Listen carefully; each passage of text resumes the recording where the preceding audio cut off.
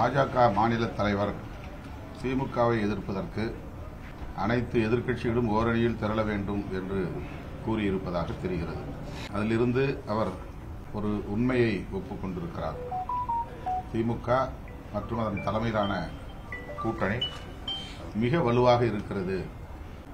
அதனை எதிர்கொள்வதற்கு எதிர்க்கட்சிகள் முரண்பாடுகள் உள்ள கட்சிகளாக இருந்தாலும் அவை அனைத்தும் ஓரணியில் திரள வேண்டும் என்று கூறியிருக்கிறார். ஆக திமுக தலைமையிலான மதசார்பற்ற முற்போக்கு கூட்டணி வலுவாக இருக்கிறது என்கிற உண்மையை அவர் ஒப்புக்கொண்டிருக்கிறார்.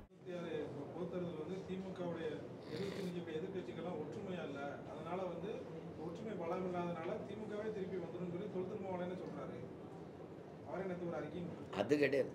நீங்கள் எல்லா மற்ற கட்சிகள்லாம் ஒன்றா நின்னா திமுகவை வீழ்த்த முடியும்னு நினைக்கிறாங்க. அதில் இல்லை, ஒன்றா நின்று தான் வீழ்த்தணும்னு நான் நினைக்கிறேன். நான் தனியாக ஒன்றா நின்று திமுகவை வீழ்த்தணும்னு நினைக்கிறேன். அது ஒன்றும் நீங்கள் வீழ்த்த முடியாத பெரிய கோட்டையோ ஒரு இதோ எல்லாம் ஒன்றும் கிடையாது.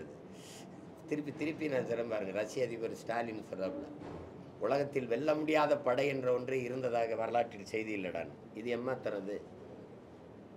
எதிர்கட்சி தலைமையாக கூட வர முடியாத அளவுக்கு கட்சி தோற்றுருக்குல்ல. பல இடங்களில் கட்டுத்தொகை இழந்தது இருக்குல்ல அந்த கட்சிக்கு. அப்புறம் என்ன பேசிட்டு இருக்கிறீங்க? வீழ்த்த முடியாதுன்னு ஒன்றும் இல்லை. உயர்ந்த நோக்கம், உயர்ந்த தத்துவம், கடுமையான உழைப்பு, கோட்பாடு இருந்தால் வீழ்த்தலாம். வருகிற 2026 சட்டப்பேரவை தேர்தலில் தமிழ்நாட்டு மக்களின் பேராதரவோடு அவருடைய தலைமையில் இயங்கும் மதசார்பற்ற முற்போக்கு கூட்டணி மாபெரும் வெற்றியை பெறும் என்ற நம்பிக்கை உள்ளது. திமுக இதெல்லாம் எங்கள் அண்ணன் திருமாவளவன் சொல்கிறாருன்னு நீங்கள் சொல்கிறீங்களே, ஓட்டுக்கு காசு கொடுக்காம வெல்லுமா?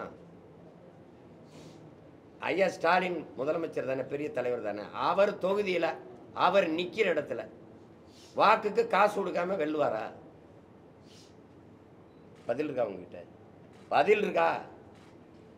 கம்யூனிஸ்ட் கட்சி இருக்குல்ல, கம்யூனிஸ்ட் கட்சிக்கே காசு இவங்க தானே கொடுக்க சொல்கிறாங்க. என்ன நீங்கள் பெரிய ஆட்சி, ஒரு நேர்மை, பெரிய கூட்டணி, வலிமைன்னு உங்கள் விரும்பி கொடுக்குறாங்களா? வாக்குக்கு விலை இருக்குது. 500 ரூபாய்க்கு போட மறுக்கிறாங்க அப்படின்னா 1000, 1000க்கும் தயங்குறாங்கன்னா 2000. இங்கே என்னன்னு நீங்கள் நல்லா விளங்கணும். ஒரு அதிகாரி தவறாக இருக்காருன்னா நீக்கிட்டு நேர்மையான அதிகாரியே போடலாம். புரிது நினைக்கிறேன். ஒரு ஒரு ஒரு அமைச்சர் தப்பாக இருக்காருன்னா அவரை பதவியில் வச்சுட்டு வேற நல்ல அமைச்சரை போடலாம். ஆனால் இங்கே எல்லாமே தப்பாக இருக்குது. ஒரு கிணறுல நச்சு நீர் இருந்ததுன்னா, விஷ நீராக இருந்ததுன்னா, அது கெட்டு போச்சுன்னா அது இறச்சி ஊற்றிட்டு வேறு தண்ணியை ஊற விடலாம். ஒரு ஏரி விஷமாயிருச்சு, நஞ்சாயிருச்சுன்னா அந்த ஏரி தண்ணீர்லாம் வெளியேற்றிட்டு வேறு தண்ணீரை நிரப்பலாம் அல்லது சரி பண்ணலாம். கடல் நஞ்சாயிருச்சுன்னா என்ன பண்ணுவீங்க? மக்கள் பெருங்கடலை நஞ்சாக்கியவர்கள், விஷமாக்கியவர்கள் இந்த ஆட்சியாளர். நான் கெட்டவன், நான் ஊழல் லஞ்சத்தில் ஊறி தலைத்தவன். என்னை கேள்வி கேட்கிற அருகதையோ தகுதியோ நேர்மையோ முன்னாடி இருக்கிற என் மக்களுக்கு இருக்கக்கூடாது. அப்போ என்ன செய்யறது? நான் அடித்த கொள்ளையில் அவனுக்கு கொஞ்சம் பங்கு கொடுத்துடணும். அந்த பங்கு தான் வாக்குக்கு 1000, வாக்குக்கு 500. உனக்கு மிக்சி, உனக்கு கிரைண்டரு, உனக்கு குடும்ப தலைவிக்கு 1000, உன் படிக்க போகிற பெண்ணுக்கு புதுமை பெண்ணுன்னு 1000, அது தமிழ் மகன்னு ஒரு 1000. என்னது இது? என்னது இது? இதெல்லாம் என்ன ஸ்கீம்? இதெல்லாம் திட்டம். இதெல்லாம் வளர்ச்சியில் வருது. இதெல்லாம் வளர்ச்சியா? 10 லட்சம் கோடி கடனை வாங்கி வச்சுட்டு அதிக கடனை பெற்றிருக்கிற நாடு இந்தியா. இந்தியாவில் அதிக கடனை பெற்றிருக்க மாநிலம் தமிழ்நாடு. யாரு கேட்டது உனக்கு 1000 ரூபா? என் தங்கச்சி கேட்டுச்சா பள்ளிக்கூடத்துக்கு படிக்க போறேன்னு? கல்வியை தரப்படுத்தி இலவசமா கொடு. இலவச பேருந்து யார் கேட்டா? மாணவர்களுக்கு இலவச பஸ் பாஸ் கேட்டானா? என் பிள்ளை கேட்டானா? கல்வியின் தரத்தை உயர்த்தி, கல்வியை அறிவை வளர்க்கிற கல்வியை இலவசமா கொடு. பஸ் கட்டணம் நான் கொடுத்து எடுத்துக்கிறேன். அங்க 10 லட்சம் ரூபாய்க்கு சீட்டு, இங்கே 100 வந்து 50 ரூபா, 10 ரூபா, 20 ரூபா பயணச்சீட்டு இலவசம்ங்கிறது. இதெல்லாம் வளர்ச்சி, இதெல்லாம் ஆட்சி முறையா? யோசிச்சு பாருங்க. இது கேவலமா இருக்கு ஒன்று. இதில் எங்களுக்கு வந்து திமுக தான் ஜெயிக்கும். ஜெயிச்சு என்ன ஆகும்? இதை விட கொடுமையாக வரும். கள்ளச்சாராயம் குடிச்சா 10 லட்சம் கொடுத்தோம் போன ஆட்சியில். இந்த ஆட்சியில் 20. அதான் 20 லட்சம். வேற என்ன மாறுதல் வந்துடும்? திமுக வந்தால் என்ன வந்துடும்? இந்த குடும்ப தலைவிக்கு 1000 கூட ஒரு 500 சேர்த்து கொடுப்பாங்க. 1500. வேறு ஏதாவது மாறுதல் வருமா? மலையை குவாரின்னு வெட்டுறதை நிறுத்துவாங்க? உலகத்தில் மண்ணள்ளி ஆற்று மணலை விற்கிறத நிறுத்துவாங்களா? டாஸ்மார்க்கை மூடுவாங்களா? என்ன மாறுதல் வந்துடும்? லஞ்சம் வாங்குறது இந்த சொல்கிறார்ல, எந்த ஒரு வேலையாக இருந்தாலும் காசு. அப்புறம் இது கவர்மெண்ட்டா கமிஷன் மண்டியா? கவர்மெண்ட்டா கமிஷன் கிடையாது. சொல்லுங்க, அது எதுக்கு கமிஷன் கொடுத்தா தான் அவர் எதிர்கட்சியாக இருக்கும்போது கமிஷன் கரப்ஷன் இப்படி பேசிட்டு, அப்புறம் அது வந்தால் அதே தான் கலெக்ஷன், அதானே அதே தான் இப்போ நடக்குது. கடமை கண்ணியம் கட்டுப்பாடுலாம் அது ஒன்றுக்கு தான் இங்கே தட்டுப்பாடு இருக்குது. வேற என்ன இருக்காங்க? என்ன மாறுதல் வந்துடும்? 5 ஆண்டுகளை தமிழகம் கண்ட வளர்ச்சியை சொல்லுங்க.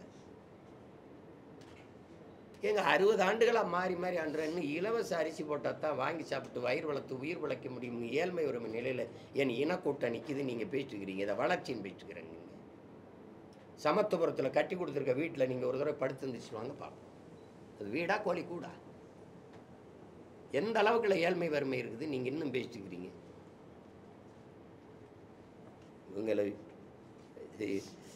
இப்போ இந்த தேர்தல் வர வர பாருங்கள் எவ்வளவு அன்பும் பாசமும் மக்கள் மேலே அக்கறையும் வருதுன்னு பாருங்கள். அறிவிப்பாங்க பாருங்கள் ஒன்று ஒன்றும். இதில் ஜெயிக்குது.